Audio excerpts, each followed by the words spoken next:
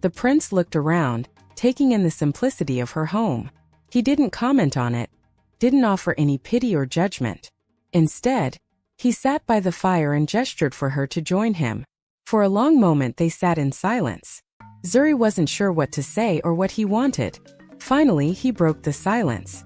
"I've been thinking a lot about what you said, about your past, about the pain you've been carrying," the prince began, his voice gentle. "I don't know what it's like to go through what you've been through, but I do know that it's not something you should have to carry alone." Zuri's jaw tightened. She had carried that burden alone for so long. It was hard to imagine sharing it with anyone. "I've survived on my own for this long," she said. "I don't need anyone's help."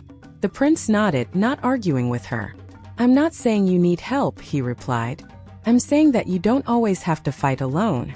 Sometimes it's okay to have someone by your side, even if it's just as a friend." Zuri looked into the fire, the flames dancing in her eyes. She had built her entire life around the idea of solitude, around the belief that relying on others was a weakness.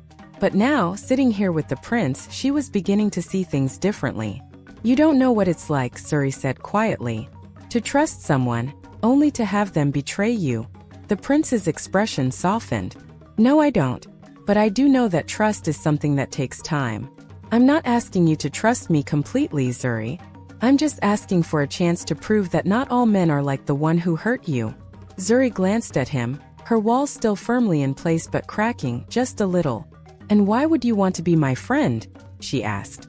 "After everything?" The prince smiled, a warm, genuine smile. "Because I see something in you that others don't. You're strong, yes, but you're also kind, even if you don't want people to see it. And I think everyone deserves a chance at friendship, especially someone as brave as you." Zuri didn't respond right away. She wasn't sure how to. But something inside her shifted. Something small but undeniable. Maybe, just maybe, she could try.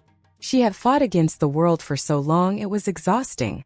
Perhaps it was time to stop fighting, at least for a while. Finally, Zuri nodded. "We can try," she said softly. "But don't expect me to change overnight." The prince chuckled. "I wouldn't dream of it." Over the weeks that followed, the prince kept his word.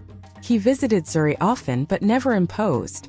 Sometimes they would talk, sometimes they would sit in silence, and sometimes he would simply leave small gifts. Nothing extravagant, just little things he thought she might like.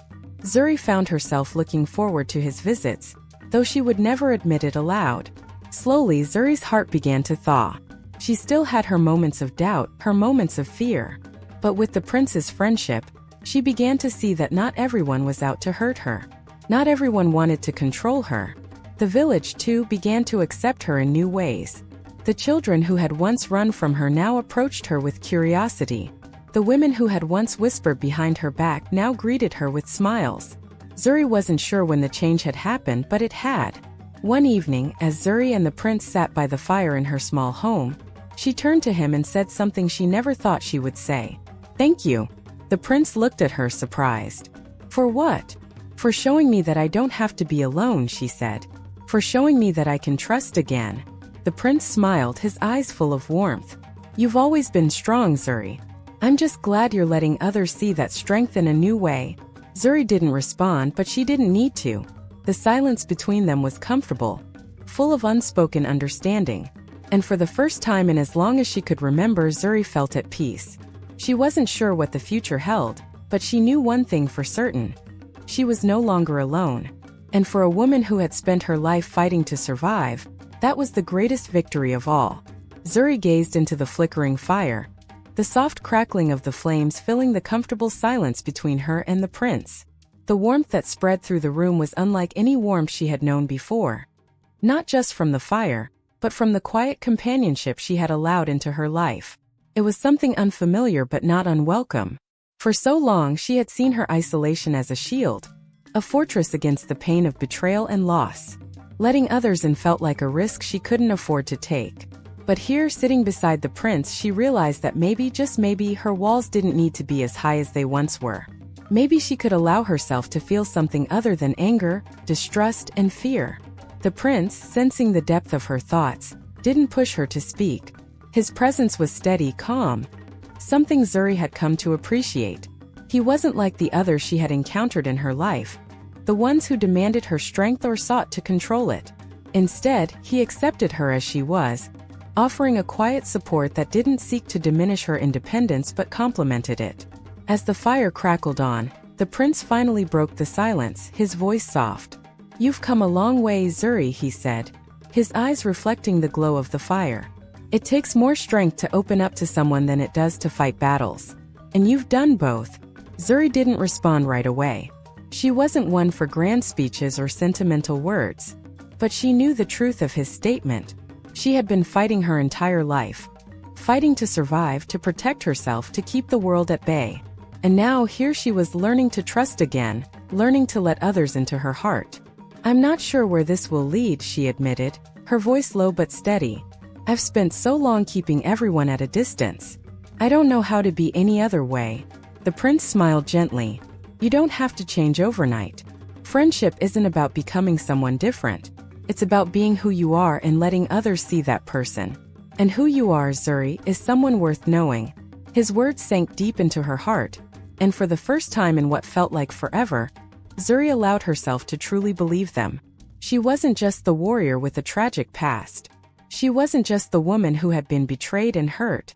She was more than her scars, more than her pain. And slowly she was learning to embrace that. As the night wore on, the prince eventually stood to leave, sensing that Zuri needed time to process everything. Before he left, he paused at the door, turning to her one last time. "Remember," he said with a kind smile, "you don't have to walk this path alone anymore." Zuri watched as he disappeared into the night, the door closing softly behind him. She stood there for a moment, the firelight casting long shadows around her small home. The quiet settled back in, but it was different now. It wasn't the suffocating solitude she had known for so long. It was peaceful, comforting. She moved to the window, looking out at the village beyond, where the lights were slowly dimming as people settled in for the night. She had spent so much time fearing this place, fearing its people, its judgment. But now she saw it differently.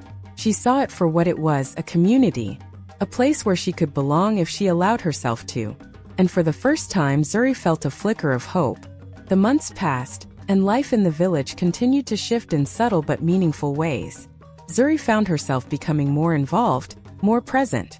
She still preferred the quiet of her home and the solace of the forest, but she no longer felt like an outsider looking in. The children who had once run from her now greeted her with shy smiles, and the villagers who had once whispered behind her back now offered her nods of respect. The change wasn't immediate, and it wasn't always easy. There were days when Zuri's old fears resurfaced, when she doubted whether she could truly trust those around her. But each time the prince's words echoed in her mind, "You don't have to walk this path alone anymore." And she pushed through the doubt. The prince, true to his word, continued to visit her regularly. They would talk about everything and nothing, about the village, the world beyond, their hopes and dreams. And slowly, Zuri found herself opening up to him in ways she never thought possible. She shared stories of her childhood, of the life she had lived before everything had fallen apart. And in return, the prince shared his own vulnerabilities, his own struggles as a ruler trying to live up to the expectations of his people. Their friendship deepened, built on mutual respect and understanding. It wasn't a fairy tale friendship, free of complications or misunderstandings. There were moments of tension, moments when Zuri's instinct to push people away flared up. But the prince never wavered. He gave her space when she needed it, but he was always there, offering his quiet support. One day, as they sat by the river that flowed just beyond the village, Zuri turned to the prince with a question that had been on her mind for some time. "Why did you seek me out?" she asked, her voice steady but curious. "You didn't have to. I wasn't exactly welcoming at first." The prince smiled, his gaze focused on the flowing water. "Because I saw something in you that reminded me of myself," he admitted. "Someone who's been hurt but refuses to give up. Someone who's stronger than they realize." Zuri considered his words, a strange sense of understanding settling over her. She had spent so much of her life believing that strength meant standing alone, that it meant never showing weakness. But the prince had shown her a different kind of strength, the strength to trust, to forgive, to let others in. "I've never been good at trusting people," she said quietly. "But you've shown me that not everyone is out to hurt me. And for that, I'm grateful." The prince glanced at her, his smile soft. "You don't have to thank me, Zuri. I'm just glad you let me in." They sat in silence for a while longer, the sound of the river filling the space between them. Zuri had come a long way from the woman she had been when the prince first found her. A woman ruled by fear and anger, by the ghosts of her past. She had grown, changed in ways she hadn't thought possible. And while the pain of her past would always be a part of her, it no longer defined her. As the sun began to set, casting a warm golden light over the landscape, Zuri felt something she hadn't felt in years. Peace. She wasn't sure what the future held, but for the first time in a long time, she was ready to face it. Not as the broken woman she had once been, but as someone stronger, someone whole. She had found her place in the world, not just as a warrior, but as a friend, as a part of something bigger than herself. And as the days turned into weeks, and the weeks into months, Zuri continued to walk her path. She still fought, still defended those who needed her. But she no longer did it alone. She had friends, she had allies, and she had a future she could finally look forward to. The world had changed for Zuri, and so had she. And in the quiet moments, when the weight of the past threatened to pull her down, she reminded herself of the truth she had come to learn. She was not her scars. She was not her pain. She was Zuri, warrior, survivor, and so much more. And for the first time in her life, that was enough. Did you enjoy the story? If so, please like and share the video, drop your comment down below, and don't forget to subscribe to the channel. Turn on the notification bell for more enchanting tales like this one. Thanks for watching and see you on the next.